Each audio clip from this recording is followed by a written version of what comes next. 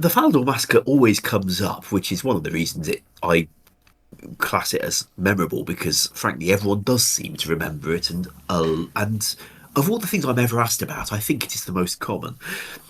Now, unfortunately, I'm in my mid 40s. My memory isn't what it was in my 20s, and when a player who'd been, trying to research the event analytically, referring to screenshots and timestamps and things, he found that some of my recollections didn't line up with the timestamps he was seeing.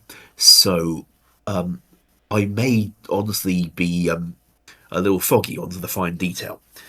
But my recollection of it is a few days earlier, I'd been in the office and one of the managers talked to me about how, you know, Andrew doesn't want to have to be the guy who gets called out for every game emergency, especially with his bigger development team than there used to be. He didn't train them all himself. He doesn't want to be the guy who gets called out at 3 in the morning if their code goes wrong, like happened with the release of Fairy Tale 1, where the secateurs could let you one hit everything and anybody, except the Tanglefoot. Um, the Yeah, if you fought the Tanglefoot with the green secateurs and then went and fought anything else, you'd probably one hit it, be it the Calphite Queen or a player. Worked fine on the Tanglefoot. But unfortunately, anyway, Andrew was the guy who got that call out because there was no one else to call and nobody else would have had access to deploy a hotfix. Anyway, it had to be Andrew. Frankly, if Andrew had fallen off his bike in front of a bus in those days, there'd have been no more RuneScape because nobody, I very much doubt anyone else would have had the access to turn it on. I mean, thinking back, maybe he had some deal with Paul involving a safe that Paul could open in the event of that. Who knows? I've never asked them, and it would probably come across quite weird if I did ask. But anyway, Andrew had been the call out guy, and there was that. And there was a time I called him myself about the people being able to PK in the Abyss when the Abyss first came out. And Andrew had let the middle manager know he wanted to delegate this. I mean, you would, wouldn't you? If you're the founder and you've hired a team of people, you might think, why don't you hire one of those people to do the call outs? And he'd suggested me because I guess he trusted my code. I was doing all right for coding in those days, and he trusted I wasn't going to do anything, well, corrupt with it, I guess. Anywho, so the manager asked me, how would you feel about, being on call and adding that to your, contract and duties? I said I'd be up for it if that's what they wanted. Yeah, give us. And they went away, and I heard no more about it. Anyway, not that long later, I'm in bed at 1:30, going on 2 in the morning or thereabouts, and my phone goes. I wake up and answer it, and it's a voice I don't recognise. I found out afterwards it's Mod Slake, the sysadmin. And what Mod Slake said is, "Hi, I understand you've been open to taking on call out work. We've decided we'll go ahead with that. This is a call out. Are you free?" So, yeah, I wasn't doing anything. Story of my life in those days. And the and he said, so it's been reported that players can kill each other in all over the game, including like Falador. And I've talked to Andrew. Andrew said it sounds like a genuine problem rather than a misunderstanding. And he gave me your number. Can I pick you up and take you to the office to fix it? So I said, sure, sure. Gave him my address and got dressed, went outside to wait for this person. And I didn't know who it was because I couldn't recognise the voice. I knew Mod Slake, but I didn't recognise his voice on the call, and I'd forgotten to ask who the hell I was standing in the street waiting for. So I just loitered at the curbside in the night, waiting for a car to come and pick me up. Apparently, there's a different kind of work for that normally, but anyway, eventually a car drove up, and it was a guy I recognised. It's like, oh, you're the one I've been talking to, right? So we drove to the office, and we got access to go in those days because we all got swipe cards that would let us into the office anytime, day or night. Though back then, not like today. And Well, I settled down to try and work out what was going on. Understood if it, that, okay, in player roadhouses, there is there's a challenge mode and there's a PvP challenge mode. The check to see are you in challenge mode consists of seeing if a variable is set on you. When a house is put into challenge mode, everybody in the house has that variable set on them. And when the house comes out of challenge mode, the variable is taken off them. If they leave the house through any official means, the variable is taken off them, which means that they can't fight people. Now, as you can imagine, if a player leaves the house in a way that isn't handled correctly, they may still have that variable set on them, saying they're in a house in challenge mode. And the way the combat system had been updated for POH launch was to say, if you're in the wilderness, you can fight players. Well, that we're used to. If you have this variable set on you to say you are in a house in challenge mode, you can fight other players.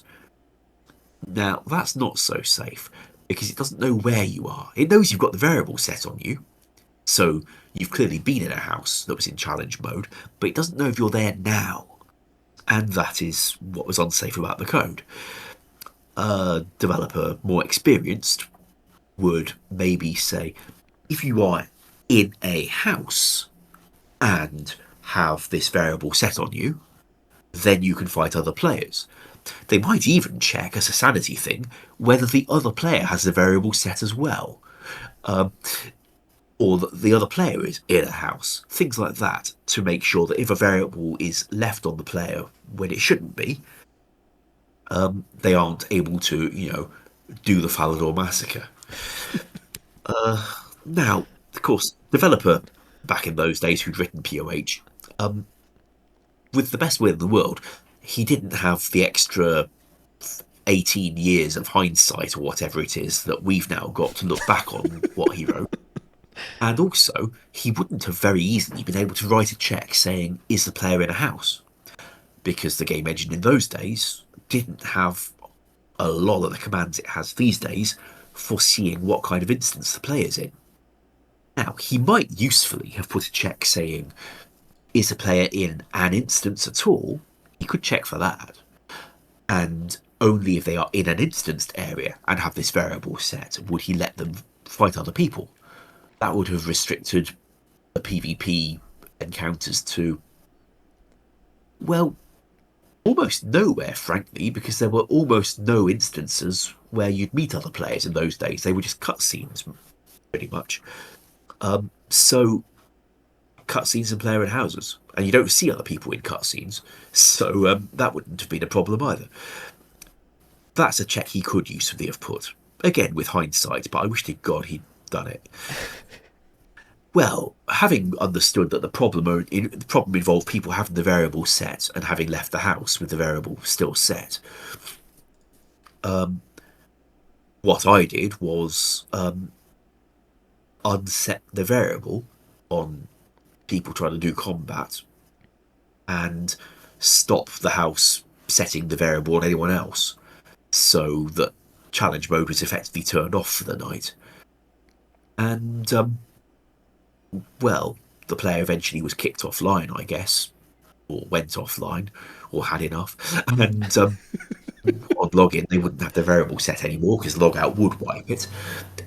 So the massacre was over, and that was just left for, well, apologies to be issued. And in hindsight, Andrew now added a thing to the game engine that lets people check more effectively what kind of instance the player is in at any given time, so that we can avoid writing that kind of bug in future.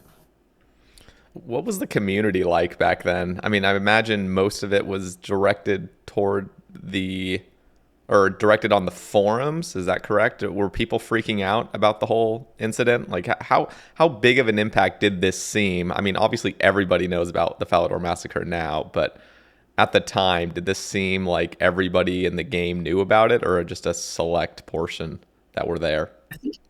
I think everybody in the game knew about it. Now, it wasn't like today with social media being as advanced as it is, but there was a YouTube, I think. People would post clips of things, and there was fan sites, and it was frankly the most interesting thing that had happened for quite some time. I mean, it was. I mean, POH launching was a pretty interesting thing, but this was still a very, very big deal. And yes, everyone knew about it. Everyone was talking about it, and frankly, it's remained one of the things I still get asked about most. Interesting. Those really were the days, though. 2006, when construction released. I mean, I was my 1 hour of computer time I was allowed was all spent at the POHs, going to house parties, and just I was that clown that would pull the lever in the throne room and throw people down into the trap door. And then there was always like the two E-daters on the throne.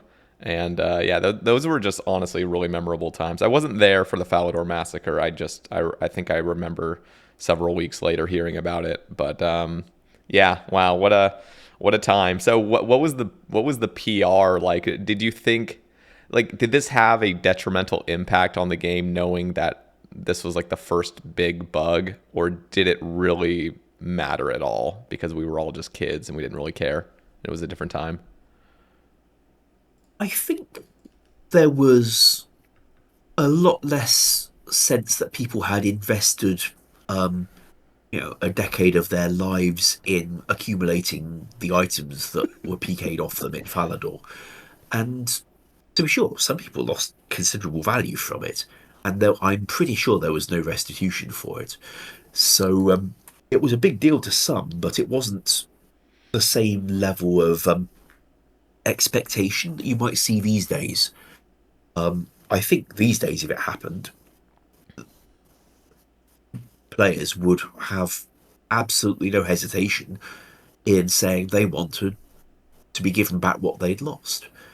And why wouldn't they? It seems a reasonable thing to want after an incident like that. And increasingly these days, we might actually have the technology to, identify what people really had lost and do something with it.